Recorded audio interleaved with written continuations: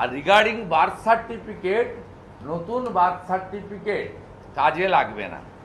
পরিষ্কারভাবে সিটিজেনশিপ অ্যাক্টে 1987 পর্যন্ত যারা ভারতে জন্মগ্রহণ করেছেন বাই বার্থ, যে কোনো দেশের নাগরিক হলে তারা ভারতের সিটিজেন।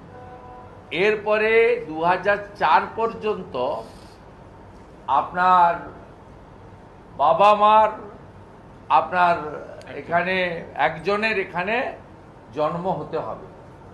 2004 থেকে 8 বাবা মার বোথের হতে হবে এবং মাইগ্রেন্টের ক্ষেত্রে এটা হবে না। এই বিষয়েও ক্রিস্টাল ক্লিয়ার আছে। তাই কলকাতা কর্পোরেশন সহ বিভিন্ন জায়গায় যে ফলস বার্থ সার্টিফিকেট দেওয়ার লাইন এবং হুড়োহুড়ি চলছে, এটা অশ্বডিম্বে পরিণত হবে।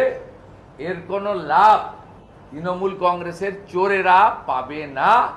এটা করে মৃত ভোটারকে জীবিত, ফলস ভোটারকে পুনর্জীবিত, আর অনুপ্রবেশকারী বাংলাদেশি মুসলিম রোহিঙ্গাদের ভোটার তালিকায় রেখে দেওয়ার যে বড় পরিকল্পনা নিয়েছেন খালার পার্টি, এটার সুবিধা হবে না।